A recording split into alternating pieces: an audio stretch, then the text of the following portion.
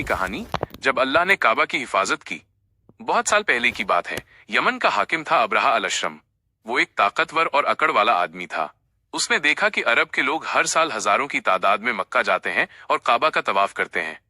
ये बात अब्रहा को बहुत खलती थी। उसे गुस्सा आता कि लोग यमन नहीं आते बल्कि दूर मक्का तक सफर करते हैं।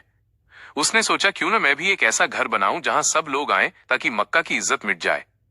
अब्रहा ने यमन की राजधानी सना में एक बहुत बड़ा और शानदार गिरजाघर बनवाया। दीवारें ऊंची, छत सोने और चांदी से सजी हुई। उसने उसका नाम रखा कुलैस। वो चाहता था कि अरब के लोग काबा छोड़कर इसी गिरजाघर की तरफ रुख करें, लेकिन हुआ उल्टा। अरब के लोगों को ये बात बेहद नागवार गुजरी। उनमें से एक कबीले के आदमी ने गुस्से में आकर उस गिरजाघर में जाकर गंदगी फैला दी। जब अब्रहा को पता चला तो उसका चेहरा गुस्से से लाल हो गया। उसने कसम खाई, मैं उस घर काबा को गिरा दूंगा जिसे अरब वाले इतना मानते हैं।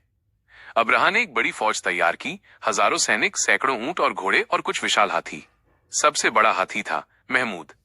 लोग कहते हैं उसने यमन से लेकर मक्का तक का सफर शुरू किया और जहां से गुजरा वहां के लोग डर के मारे भागते चले गए। जब अब्रहा मक्का के पास पहुंचा, उसने मक्का के लोगों के ऊंट छीन लिए, जिनमें अब्दुल मुत्तलिब, हजरत मोहम्मद सल्लल्लाहु अलैहि वसल्लम के दादा के ऊंट भी थे। अब्दुल मुत्तलिब एक इज्जतदार बुजुर्ग थे। जब अब्रहा ने उन्हें बुलाया तो वो बहुत सुकून और इज्जत से उसके सामने गए। अब्रहा ने कहा, मैं तुम्हारे रब का घर गिराने आया हूं और तुम मुझसे अपने ऊंट मांगने आए हो। अब्दुल मुत्तलिब ने जवाब दिया, मैं ऊंटों का मालिक हूं, घर का मालिक अल्लाह है। वो अपने घर की हिफाजत खुद करेगा। अब्रहा कुछ पल के लिए खामोश रह गया, मगर उसकी अकड़ नहीं टूटी। उसने फौज को हुक्म दिया कि काबा की तरफ बढ़ो। जब हाथियों को काबा की तरफ मोड़ा गया तो सबसे बड़ा हाथी महमूद बैठ गया। कितनी भी कोशिश की गई वो आगे नहीं बढ़ा। उसे पीटा गया लेकिन वो नहीं उठा। अगर उसे किसी और तरफ मोड़ो तो वो चल पड़ता, मगर काबा की तरफ कभी नहीं। उसी वक्त आसमान पर काले बादलों का झुंड दिखाई दिया, छोटे छोटे पंछियों, अबाबील के झुंड।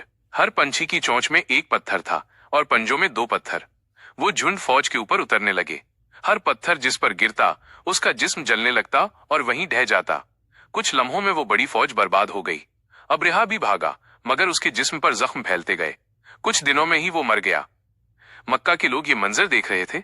बिना किसी तलवार के, बिना किसी जंग के अल्लाह ने अपने घर की हिफाजत खुद की। इस साल को ही बाद में आमुल फील, हाथी का साल कहा गया और उसी साल हजरत मोहम्मद सल्लल्लाहु अलैहि वसल्लम का जन्म हुआ। कहानी का सबक, जब इंसान घमंड में अल्लाह की निशानियों को मिटाने की कोशिश करता है तो वही ताकत उसके खिलाफ उठ खड़ी होती है।